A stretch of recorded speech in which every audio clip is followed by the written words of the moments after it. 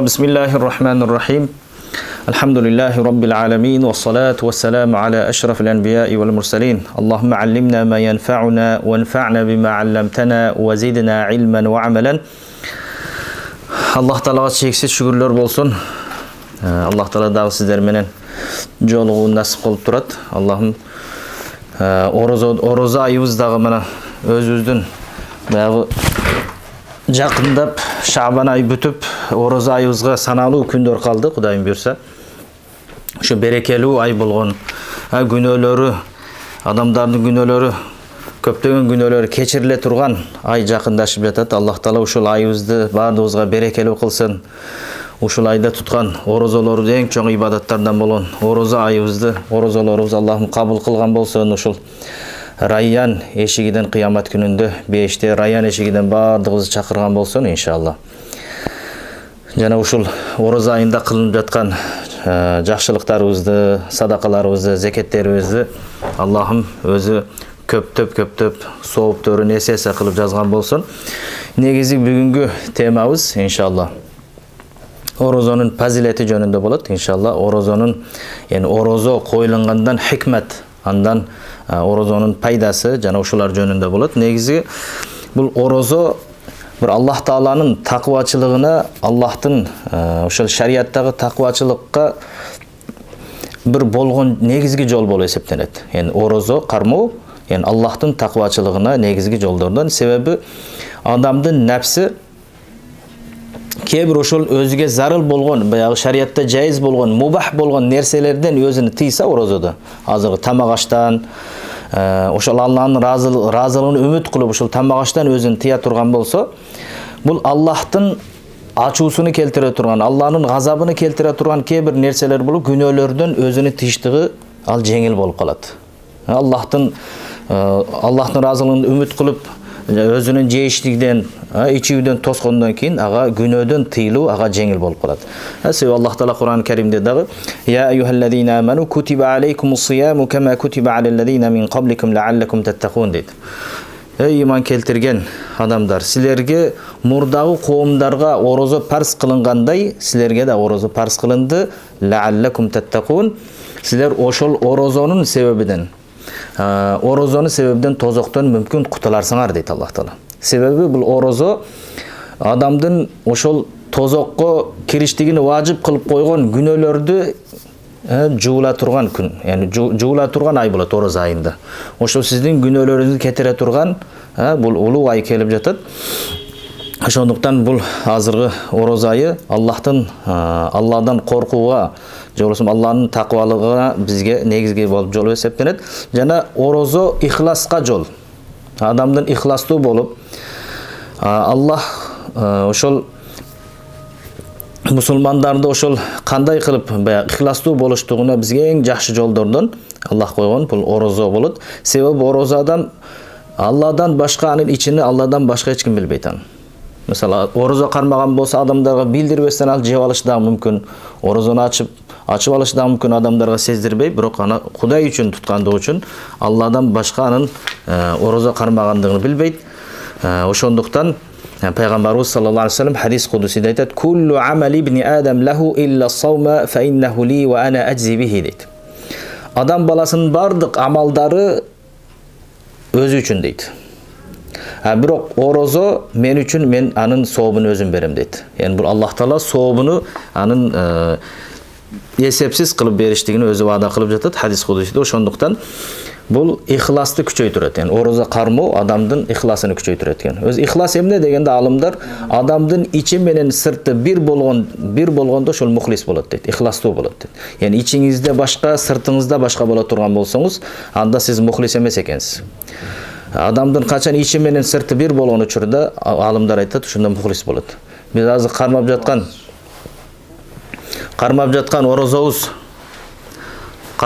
орозобуз биздин ичибизде дагы, сыртыбызда дагы боло турган болсо, анда биз мухлистардан болот экенбиз иншалла. Вассаму василатун лиш-шукри. Жана орозо шүгүр кылууга бир ортомчу болот экен. Yani орозо кармаштык шүгүр кылууга дагы ортомчу болот. Себеби Адам баласы ушул орозо кармаганда өзүнү Аллах Таала халал кылган берген неаматтардан өзүн тыят. Ушул тамак аштан жана калган өзүнүн шахваттарынан өзүнү тыят. Ошондо тыйганда ошол неаматтын кадырын билет. Siz az tamақ аштан эртеменден кечкече жештиктен ичүүдөн өзүңүз тыйсаңыз, ошондо анын кадырын билесиз. Ошол курсак ачканда алардын кадырын билесиз, ошо неаматты кадырына жетесиз. Шүгүр кылышты баштайсыз ошондон. Аллах Таала ошол токтук неаматына, ошол тамак аштын неаматына шүгүр кылууду үйрөтөт экен бул орозо. Себеби бул орозо чоң бир медресе экен да.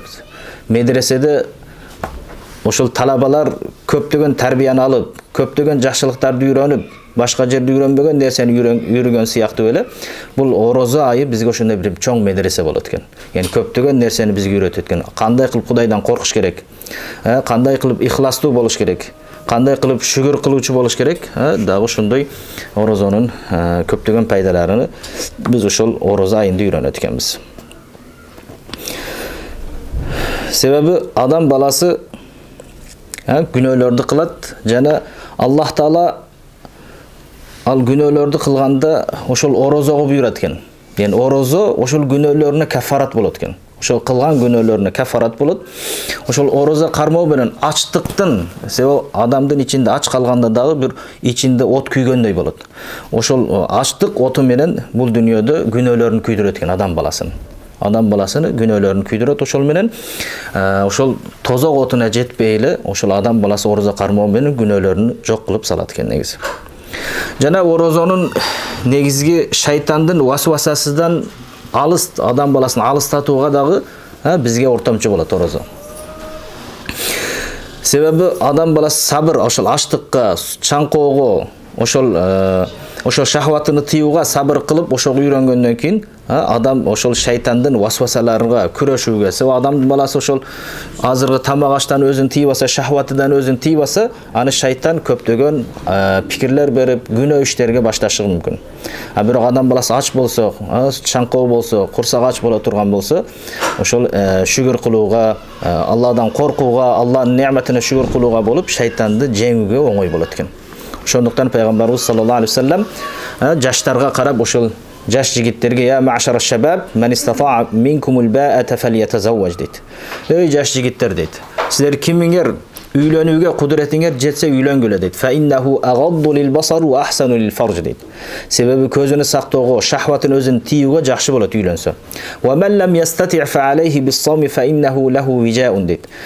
Эгер ким үйлөнүүгө кудурети жетпесе, анда ал орозо кармасын дейт.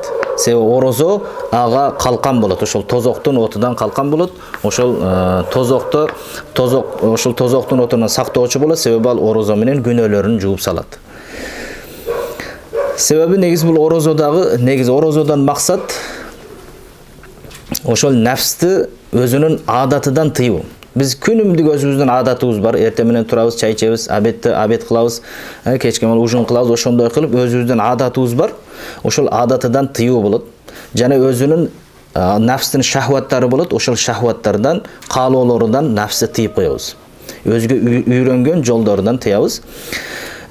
Бул жерде ошол адамды кибирленүүдөн, же болбосун башка бир ошол биздин руханий жагыбызга терс болгон нерселерден дагы орозону ошол жакты тыюу пайдасы болот. Ошондуктан бул көптөгөн орозонун бизге пайдасы болгондугу үчүн пайгамбарыбыз саллаллаху алейхи вассалам дагы көптөгөн хадистерде ошол орозонун адам баласына пайдасы көп болгондугу үчүн пайгамбарыбыз өзү дагы орозо кармап бизге көрсөтүп, дүйшөмбү биринчи күн, төртүнчү күн орозо кармап, жана ар айдын 13, 14, 15 орозо кармап бизге ошол орозонун зарылдыгын бизге көрсөтүп берген. Негизи орозонун фазилеттери, орозонун өтө көп пайдасы бар. Анын биздин руханий жагыбызга дагы, денебизге дагы бул орозо эң жакшы диета болот адамга. Азыр көптөгөн адамдар диета кармап, ошол көп нерседен сактанып жатат. Негизи орозо кармаштык эң жакшы диета. Негизи алымдар айтат, эң жакшы диета бул орозо кармаштык болот. Болгону ошол өзүнүн тартиби менен ошол жумасына 2 жолу, же болбосо бир күн орозо кармап, бир күн оозун ачып, ошондой кылса, нафста кыйналып калбай тургандай, ошол бирдей деңгээлде ошол кетсе жакшы болот. Негизи орозонун пайдалары биринчи эле раф'у даражат дейт. Адамдын даражасы көтөрүлөт экен орозо кармоо менен. Ва такфирул хатиат, жана күнөөлөрү кечирилет экен орозо кармоо менен. Ва касру шахават, Адам өзүнүн шахватыны тиет экен. Ва таксиру садакат, жана орозодо садакалар көбөйөт экен. Адамдарга жакшылык кылуу көбөйөт. Ва тауфиру таат, адам ошол ибадат көбөйтүрөбүз. Орозодо тарау намаз окуйбуз, кошумча ибадаттар кылабыз, нафил ибадаттар. Ошол 5 мал намазга да бекем болобуз орозодо. Ва шукру алимил хафият, жана Аллах таалага шүгүр кылуу көбөйөт экен бул орозодо. Вал инзижар ан хаватирил мааси вал мухалафат, жана күнөөлөрдөн тыйылуу көбөйөт экен. Көп күнөөлөр ороза айында токтойт экен.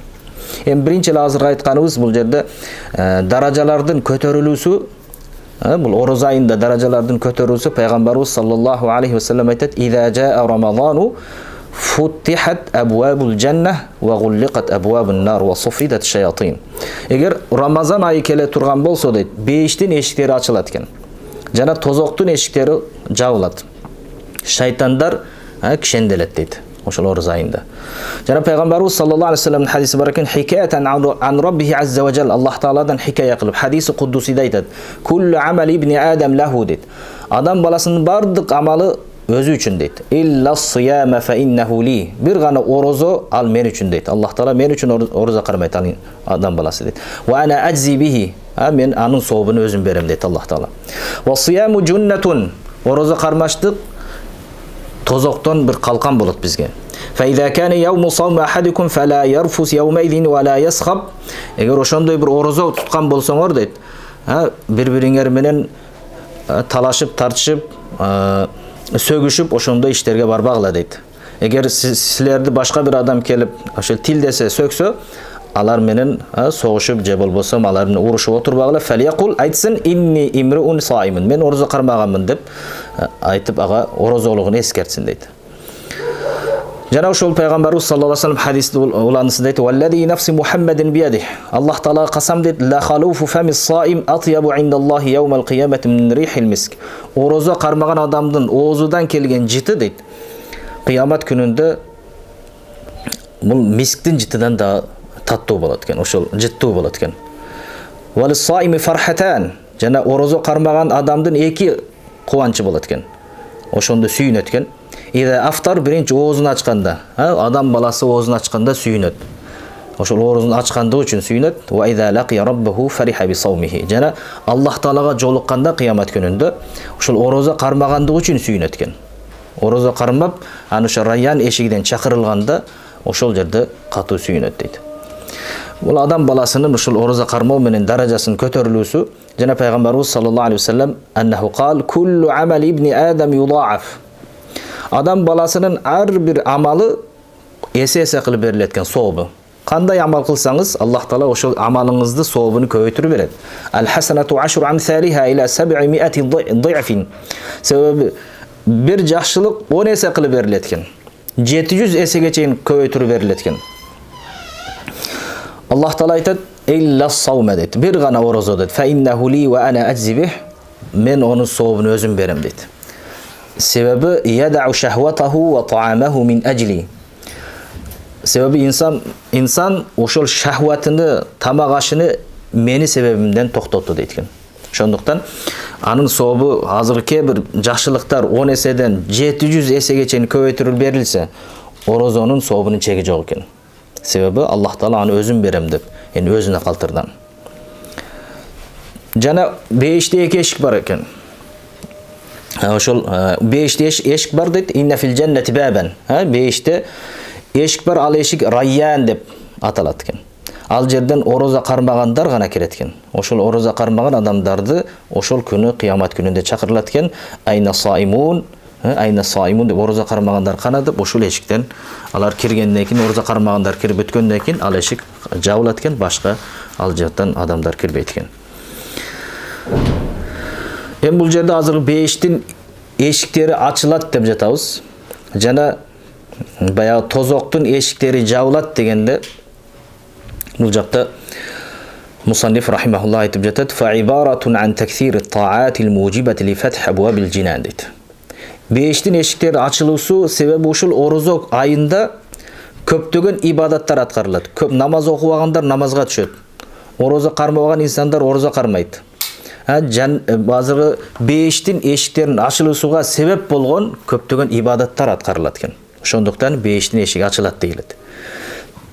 Тозоктун эшиги жабылат дегенде, тозоктун эшиги жабылып калабанда десе, бул деген ошол орозо айында күнөөлөр азайып, тозокко кире турган адамдар азайып кетет экен. Эми тозокко кириштиги важип болгон инсандардын саны азайып, көптөгөн инсандар бейишке кириштиги важип болот экен, көптөгөн ибадаттар менен.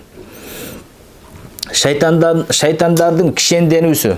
Эми Рамазан айында шайтандар кишенделеби? Рамазан айында дагы болбосо жүрөт, азыркы Рамазан айында дагы кээ бир ичип жүргөндөр болуп жатат. Рамазан айында да дагы ошол алдап жүргөндөр болуп жатат. Орозо кармабай эле жүргөндөр бар. Шайтан кишенделген болсо, анда аларды ким азгырып жатат десе, шайтан кишенделүүсү бул жерде ошол биздин нафсибиз. Орозо кармаган адам, ар бир адам орозо кармагандан кийин нафс, биздин нафсибиз алсыз болот. Адамдын нафси, шахваты, каалоолору алсыз болгондон кийин шайтан аны азгыра албайт.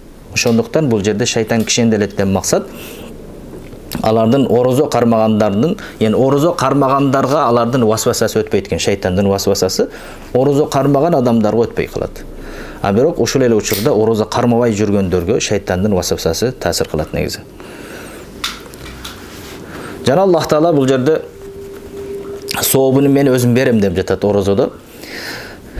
Бул бардык ибадаттар негизи анын сообу көбөйтүрүп берилинсе, Аллах Таала орозонун сообуну өзүм берем деп жатат. Эми бул жерде азыркы орозо анын сообу чексиз экендиги. Анын сообунун чеги жок. Аллах Таала анын сообун чектебей жатат. Анын сообу өтө көп экендигинин бир далил болуп жатат бул хадистен. Жана орозо туткан адамдын оозу ушундай бир жакшы, орозо кармаганда адам абеттен кийин негизи оозудан ушундай бир жит келип калат негизи. Орозо кармап жүргөн адам. Бирок ошол жит Аллах Тааланын алдында кыямат күнүндө мисктин житидан да життүү болот экен. Ошондуктан бул ошондой житте бул пейиште дагы андай жит болбойт экен негизи. Бул да ушул орозо кармаган адамдын бир даражасын көтөрүлгөндүгү да бул. Бул жерде дагы бейишке киргизгенде ошол Райян эшигиден бейишке кириштиги алардын хас болгон эшик. Себеби алардын өзгөчөлүгү, ошол кыямат күнүндө орозо кармаган адамдар өзгөчөлөнүп турулгандыгы. Башка инсандарга окшобой алардын өзгөчө бир эшиктен киргизип, өзгөчө сый көрсөтүлгөндүгү болот экен. Баягы аэропортто да ушундай болуп калат. Аэропортто бул чоңдор боло турган болсо, аэропорттун өзүнчө эшигинен алып чыгып кетилгендей, бул жерде дагы кыямат күнүндө бейишке өзүнчө эшиктен аларды чакырылып, ошол жактан алып кирип кетилет экен негизи. Эми бул жерде ошол күнөөлөрдүн кечирилишлиги ошол орозо айында күнөөлөрдүн такфирул хатиат, күнөөнүн кечирилүүсү. Себеби пайгамбарыбыз саллаллаху алейхи вассалам хадисинде айтат: "Рамазану ила рамазана мукаффиратун ма байнахунна иза жтанабатил кабаир" дейт. Рамазан кийинги Рамазанга чейин дейт, күнөөлөрдү, ортодогу күнөөлөрдү кафарат болот экен. Яни күнөөлөрдү кечирет экен. Эгер чоң күнөөлөрдөн сактанса дейт. Эгер чоң күнөөлөрдөн сактанса, бул туткан орозобуз кийинги орозого чейин болгон кичинекей күнөөлөрүбүзгө ошол кафарат болот экен. Жана пайгамбарыбыз саллаллаху алейхи вассалам: "Ман сама рамазана иманан ва ихтисабан, гуфира лаху ма тaqaddama min zanbihi" дейт пайгамбарыбыз. Ким орозону иманан, ошол орозонун мага фарз кылыныптыр деп ошого ишенип орозо кармаса, ва ихтисабан, жана орозо кармасам Аллах Таала мага сооп берет. Ихлас менен орозо кармасам эртең бейишке кирем, Райян эшигинен деген ошондой үмүттө орозо кармаса, гуфира лаху ма taqaddama min zanbihi, анын мурдагы өткөн күнөөлөрүн Аллах Таала кечирет экен. Яны важип экендигине ишенип, сооп бериштигине Аллах Тааладан үмүт кылып, эгер орозо кармай турган болсок, Аллах Таала биздин мурдагы кылган күнөөлөрүбүздү дагы кечирет экен иншалла. Бул жерде шахваттын сыны, орозо шахватыбызды сындырат экен. Орозо кармасак, биздин каалоолорубуз азаят экен. Ошо шахвани болгон каалоолорубуз. Себеби бул жерде ачтык, чаңкоо күнөө шахватын кетирет экен. Адам ач болсо, адам чаңкап жаткан болсо, күнөөнү ойлобойт экен да. Ал тамак ашты ойлойт. Жок дегенде ушул болот. Себеби адамдын курсагы ток болсо, ага бир күнөө ой келиши мүмкүн. Эгер ач боло турган болсо, ал күнөөнү ойлобойт, ал башка нерсени ойлойт. Ошондой эле пайгамбарыбыз саллаллаху алейхи вассалам бая азыр айткан хадисибизде: "Я ма'шара шабаб", ey жигиттер, жаш жигиттер, эгер кимиңердин кудуретиңер жетсе үйлөнгүлө дейт. Себеби көзүңөрдү сактоого, ошол шахватыңарды сактоого жакшы болот дейт. Эгер кимдин күчү жетпесе, үйлөнүүгө кудурети жетпесе, анда орозо кармасын дейт. Эми бул жерде ошол орозо айында садакалардын көп болуусу. Эмнеге орозо айында башка айларга караганда көп садака чыгарат адамдар. Зекетин ошол орозо айында чыгарат. Жакшылыктарды ошол орозо айында кылгысы келет негизи. Себеби орозо адам эгер ач кала турган болсо, ошол башка адамдын да ач калгандыгын эстейт экен да. Мисалы бүгүн орозо кармай турган болсок, ошондо ачтыктын биз баягы оорусуну сезебиз, ачтык менен жүрөбүз кечкече, кийин башка көчөдөгү ач калган инсандарды ойлойт экенбиз да, ага жакшылык көп болот экен Рамазан айында. Ошондуктан ач калган адамдарды тамактанууга бир кызыктыруу болот экен орозо айында. Ошондуктан ач калбаган адам ал ачтыктын баягы ач калгандыгын өзү, баягы ач калып кыйналып жаткан адамдардын оорусун өзү сезбейт ал.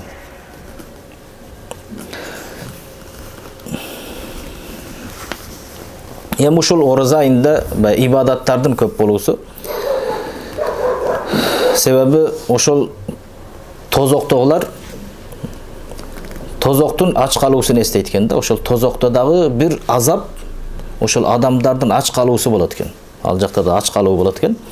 Алардын да чаңкоосу болот экен. Ошондуктан адам баласы, мусулман адам ошону ойлоп, тозокто дагы эртең ушундай бир кыйынчылыктар болот деп, эгер бул орозону кармай турган болсок, бизге көптөгөн ибадатты аткарууга бизге орозо айы кызыктыруу болот экен, ошол тозоктон кутулууга. Жана Аллага шүгүр кылууну үйрөтөт экен бизге орозо. Аллахтын неметini билет экенбиз. Эми орозо кармай турган болсок, ошол токтук неметini билет экенбиз. Ошол чаңкоо неметini билет экенбиз. Аллах Таала биз ошол эки неметти бизден эгер өзүбүз тыя турган болсок, ага неметтин кадырын билип, ага шүгүр кылышты баштайт экенбиз. Себеби немет качан билинет? Немет ошол жок болуп калганда билинет. Тынчтык немети мисалы. Уруш болуп жаткан жерден барып ошол тынчтык неметин ушулардан сураш керек. Алар ошол тынчтык неметini жоготкон адамдар болот, тынчтык неметini ошолар жакшыраак айтат. Курсага жүргөн адамдан токтук неметini сураш керек. Ошондо токтук неметini кандайлыгын ал ушул билет.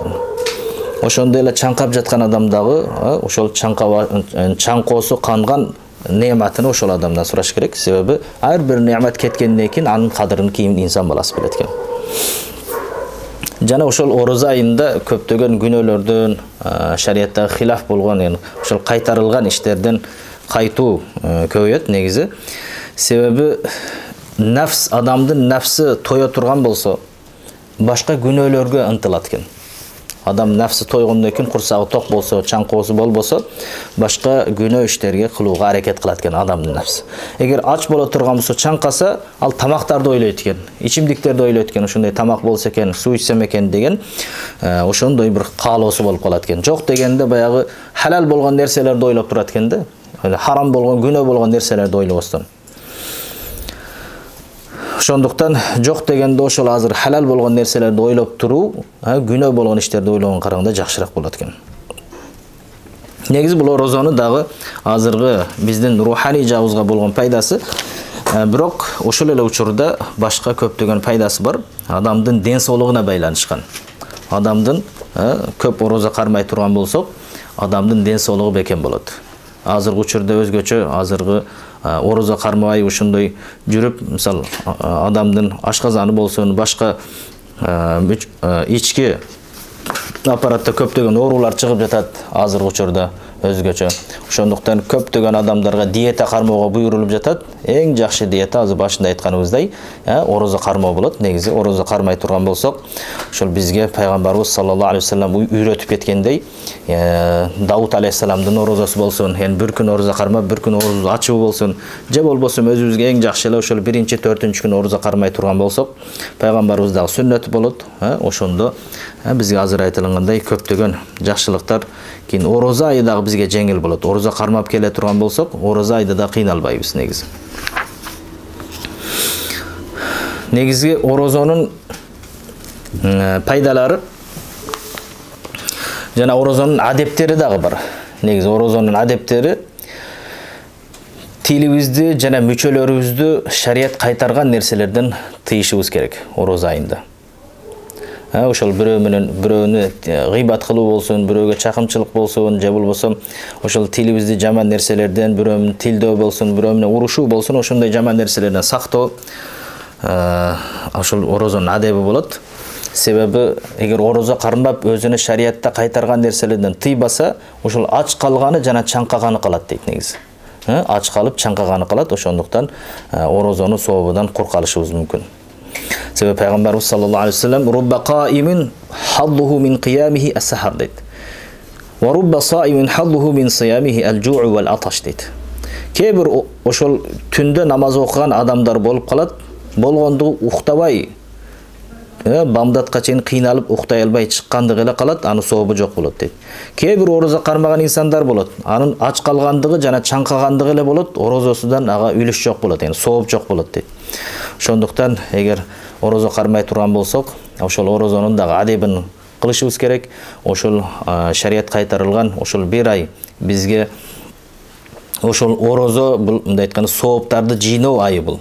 Улуу ай болгондуктан ошол айды жакшы кармап орозо менен баягы сооптар менен чыгууду аракет кылышыбыз керек. Себеби орозо айы чыгып, эгер күнөөлөрү кечирилбеген болсо, анын мурду жер сүзсүн дейт пайгамбарыбыз саллаллаху алейхи вассалам. Ошондуктан орозо айында биз чыкканыбызда биздин күнөөлөрүбүз кечирилген, биздин кылган ибадаттарыбыз кабыл болгон болуп чыгышка аракет кылышыбыз керек. Эгер жана ошол азыр орозонун адептериден эгер орозо кармаган болсоңуз, бир тамакка чакырылсаңыз, ошол жерде мен орозомун деп ал жерде айтышыңыз керек. Эгер башка бир нафил орозо кармап жаткан болсоңуз, сизди тамакка чакырган адам бир капа болуп кала турган болсо, бир башка бир өзөрдү айтышыңыз болот негизи.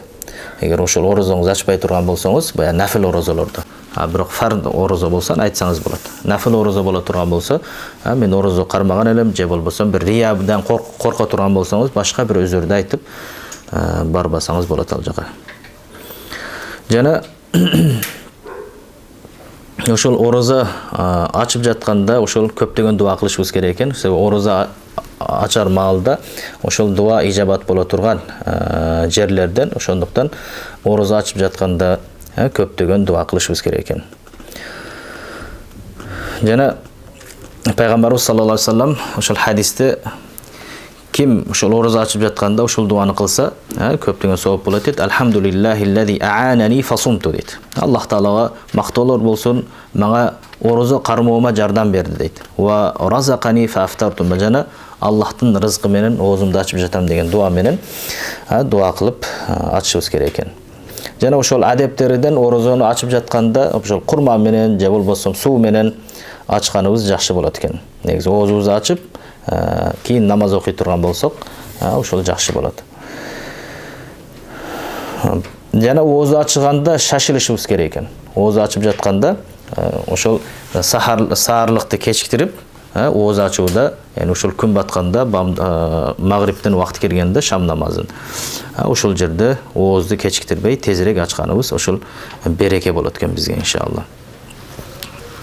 Негизи бул жерде орозону сүйлөп жатабыз. Негизи орозодо орозо дегени нафсты тыюу, ошол тамак аштан жана шахваттан өзүнү тыюу болуп эсептенет негизи. Ошол жерде азыр орозонун рүкүнү ошол курсактын жана фарждын шахватыдан өзүн тыюу жана оозубузду ача турган нерселерден өзүн тыйыштыкты орозонун фарзы болот негизи. Бул азыркы орозону пайдасыны дагы бир бул жакта азыр бир китебибизде айтылып жатат. Орозо бир бизге тартипти үйрөтөт экен. Негизи адам тартиптүү болууну үйрөнөт экен. Бир маалда тамак ашчып, азыр саарлык кылганыбызда ошол жерде тамактанабыз. Жана оозубузду ачарда ошол 1 саатта жалпы дүйнөдө мусулмандар бирдей тартиптүү болууда. Эгер тартип менен тамактана турган болсок, биздин ден соолугубуз дагы жакшы бекем болот экен. Ошондуктан орозо бизге бир тартип менен жашоону үйрөтөт экен негизи. Ошол тамак ашты ар каалаган маалда жей бербестен, ошол курсагыбыз ачып калганда бир жалпы тартип менен жеп ичүүнү бизге үйрөтөт экен негизи. Жана орозону бизге адам баласына мээримдүүлүктү үйрөтөт экен орозо. Бир туугандыкты күчөйтүрөт экен орозодо негизи. Жардам берүүдө себеби ач кала турган болсок, азыр айтканыбыздай, адам баласы өзү ач калганда, өзүдө сезим болгондо ким башка ач калгандарды ойлойт экен да ал жакта. Ошондуктан орозо бизге ошол көптөгөн жакшылыктарды кылууду үйрөтөт экен негизи. Жана азыр айтканыбыздай бул нафска чоң жихад болот экен. Бул жихад кылуу деңгээлде болот. Эми орозо кылыштык бул ошол нафсыбыз менен күрөшүү болот. Нафс менен күрөшүү. Жана ошол дүйнөгө, нафсыбыздын көп дүйнөгө берилип кирип кетүү, күнөөлөргө шоңуп кетүүгө бизге бир тосук болот экен орозо. Себеби андай ошол ким нафсини тарбия кылам десе, орозо кармаш керек экен. Себеби аны биз нафсибизди тарбия кылабыз десек, биринчи эле аны алсыз кылышыбыз керек экен. Ошол тамак аштан алсыз кылып, кийин аны көптөгөн тарбия кылышыбыз керек. Жана орозо кармаганда негизи адамдын башы жакшы иштейт экен негизи. Себеби адамдын курсагы ток боло турган болсо, чаңка көп суу иче турган болсо, адамдын башы уйкусу келип, ошол жалкоолук кармайт экен негизи.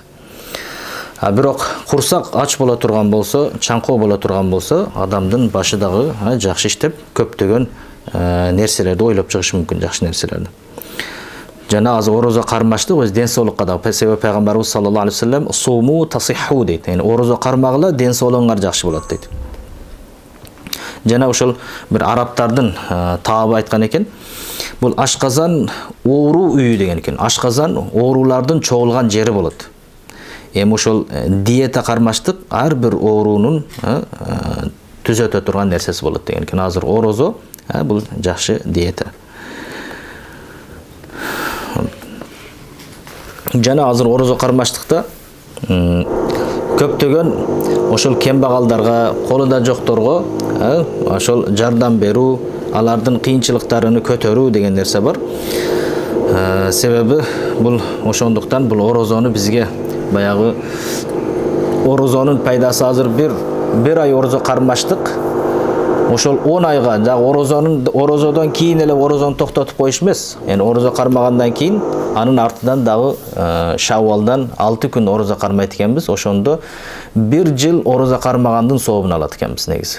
Yani артыдан дагы 6 күн орозону Шаввал айга улап кое турган болсок, биз ошол 1 жыл орозо кармагандай сооп алат экенбиз. Ошондуктан эгер мүмкүнчүлүк болсо, орозодон кийин дагы ошол кармаганыбыз жакшы болот. Yani 6 күн улантып коебуз. Эми негиз бул жерде орозонун азыркы пайдаларын айттык.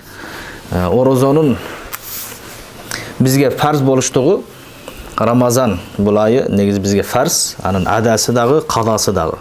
Рамазан айында орозо кармаштык, бизге эгер кармай калсак дагы аны казасын кармаштыгыбыз керек. Негиз орозо кармай турган адамда 4 шарт болуш керек. Биринчи эле мусулман болуш керек. Орозо кармай турган адам мусулман болуш керек. Жана акылдуу болуш керек. Yani акылы балагатка жеткен, экинчиси кийин балагатка жеткен болуш керек. Себеби акылы жайында болбосо, ал орозо кармай албайт. Же болсо бир жаш бала боло турган болсо, балагатка жетпеген болсо, ага да орозо кармаштык фарз эмес. Жана орозонун важип экендигини билүү ага зарыл болот. Билүү зарыл болот. Эгер ушундай бир дарул харп, yani мусулмандар аз жашаган жер, же болсо мусулман мамлекет болбогон мамлекет болсо, ал жерге ошол орозонун важип экендигин билиш керек. Жана ошол оорудан ден соолугу жакшы болуш керек. Оорубай турган адам болуш керек орозо кармаштык үчүн. Себеби Аллах Таала Кур'ан-ы Каримде "Фаман кана минкум маридан ау ала сафарин фаиддату мин айямин ухар" дейт. Эгер ким силердин бирөөңөр ооруп жаткан болсо, же сапарда боло турган болсо, башка күн кармап алса болот дейт. Yani орозо кармап жатканда, ооруп жаткан болсо, же болбосо сапарда турган болсо, эгер ушул кармаштык кыйын, ага бир кыйынчылык келип жаткан болсо, орозо кармаштык анда токтотуп, башка бир мүмкүнчүлүк болгондо, же сапардан кайтканда, же оорусудан айыкканда орозо кармап алса болот негизи. Жана ошол аял кишилер боло турган болсо, айыз нифас көрүп жаткан болсо, алар да орозо кармабайт. Ошол хайыз нифас бүткөндөн кийин орозо кармайт. Жана бул жерде орозонун баягы дүрүс болуштугу үчүн орозо кармаштык биринчи эле ниет керек. Себеби ар бир амалга ниет шарт. Себеби пайгамбарыбыз саллаллаху алейхи вассалам иннамал а'малу бинният, ар бир амалдар ниетке жараша болот. Ошол азыркы амалыбыз, орозо кармаш амалыбыз себеби адаттагы нерседен, ибадат менен адатты ажыратыштык үчүн ниет керек. Ошондуктан ар күнү ниетибизди жаңылашыбыз керек. Ар күнү биз ниет кылып турушубуз керек. Бүгүн орозо кармайм деп жүрөгүбүз менен. Жана ошол азыркы айтканыбыздай ниетти тосо турган нерселерден, ниетти буза турган нерселерден таза болушубуз керек. Жана орозонун рүкүнү, азыркы орозонун фарзы десек дагы болот. Орозо кармаштыктын фарзы ошол курсак жана фарж шахватыдан, азыркы айтканда тамагаштан тыйылуу керек экен. Жана ошол орозо учурунда аялына жакындык кылуудан жана ошого окшогон нерселерден биз өзүбүздү сакташыбыз керек экен. Эми ушул орозонун өкмү эмне болот? Өкмү биз ушул бизге фарз болгон орозо негизи ушул менен сакыт болот. Жана орозо кармай турган болсок, Аллах Таала бизге ахиретте ваада кылган соопторуну биз жетишкен болобуз иншалла. Жана бул орозо негизи 6 кысымга бөлүнөт. Орозо кармаштык, фарз орозо бар, важип орозо бар, сүннөт орозо бар, мустахаб орозо бар, нафил орозо бар, макру болгон орозолор бар негизи. Эми кармаштык фарз болгон орозо бар. Ал азыркы бизге келип жаткан Рамазан айында орозо кармаштык фарз болот. Анын ошол адасы болсун, эми ошол Рамазан айынын ичинде кармаган орозобуз болсун, же болбосо Рамазан айында кармай албай тута албасак орозон, кийин башка убакыттан казасын кармай турган болсок, ал дагы бизге фарз болот. Эгер ошол Рамазан айында орозо кармай албасак, кийин башка бир айларда орозо карма беришибиз бизге фарз болот. Эгер кармабасак күнөөкөр болобуз. Васаумул каффарат, же болсо каффарат орозолор болот. Зихар дейилет. Же болсо катыл, яны бирөөдү өлтүрүп койгондо, же болбосо бир касам ичип койгондо, же ошол хажда, же умрада бир сайтты жазасы орозо кармаштык керек болуп калат. Же ошондой кээ бир фидиялар болуп калат, ошондо каффарат орозосу болот негизи.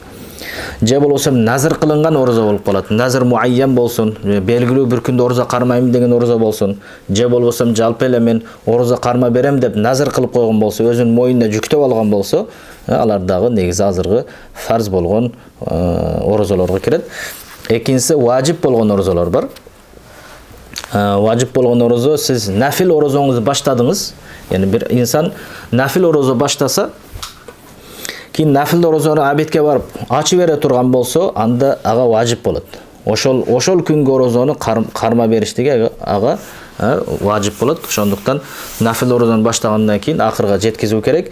Эгер эми ачып койсо, бир себептер менен башка күнгө орозо карма бериш керек. Эгер атайлап ача турган болсо, нафил орозону башка күнү карма берет анын ордуна.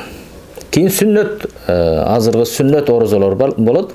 Сүннөт орозо, мисалы Ашура күнүнүн орозо кармас орозосу болсун. Ошол бул Мухаррам айынын 10-күнү болот. Ошол 9-10 күнү орозо кармаса, ошол сүннөт орозо болот негизи. Жана мустахаб орозолор бар. Алар 3 күн азыр айтканыбыздай, ар бир айдын 3 күнү, 13, 14, 15-күндөрү. Эгер орозо кармай турган болсок, анда ошол ак күндөр дейлет, буну өз негизи ошол мустахаб болот негизи. Жана ошол 1-чи жана 4-күнү күнү орозо кармай турган болсок, жана мустахаб болот, анда дагы. Жана Шаввал айынын 6 күнү. Азыр биз орозо айы келип жатат, ошол орозо айында орозо кармасак, кийин орозо айынан кийин катарынан 6 күн кармасак дагы болот, же болбосо бөлүп ошо 1 күн кармап, 2 күн эс алып, ошондой кылып 6 күн кармай турган болсок, ошол биз толук ошол жылды орозо менен өткүзгөндөй болобуз. Себеби пайгамбарыбыз саллаллаху алейхи вассалам "Ман сама Рамазана фаатба'аху 6 мин Шаввалин кана касиями дахри" дейт.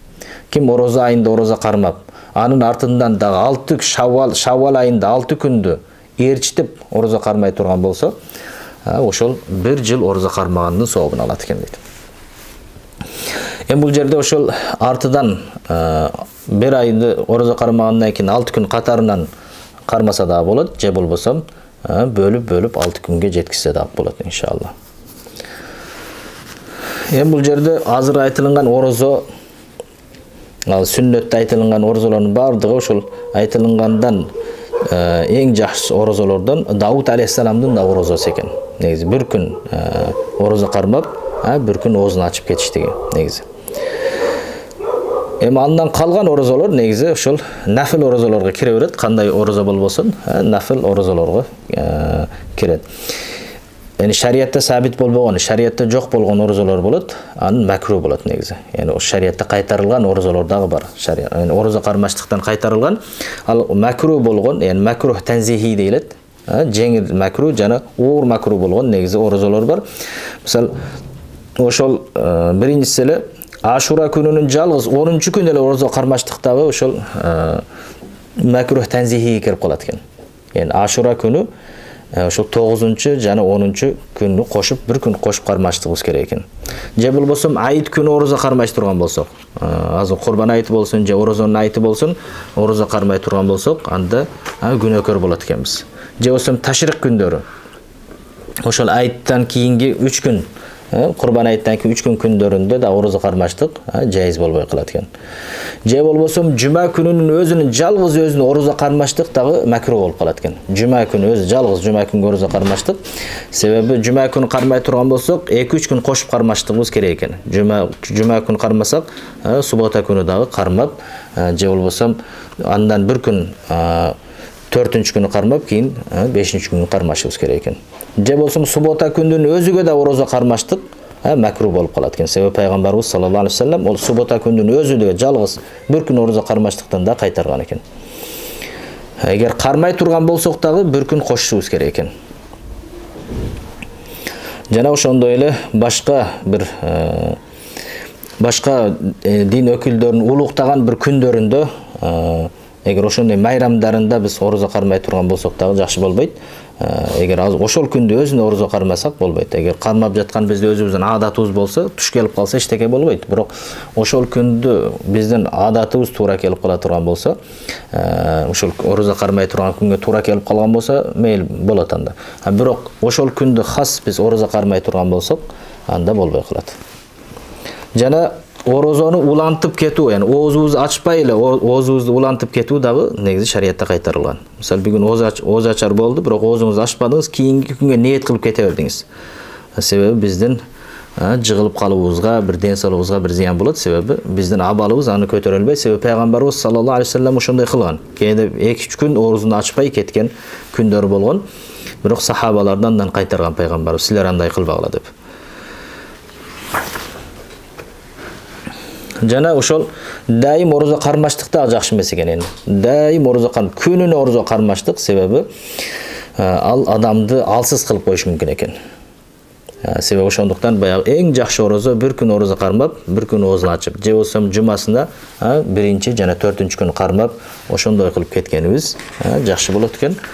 Ошол адамдын баягы орточо болгонго да жакшы болот экен. Өзүбүз да кыйналбайбыз, нафсибиз да кыйналбайт. Ошол башка ибадаттарга да, башка жумушубузду аткарганга дагы бизге оңой болот экен.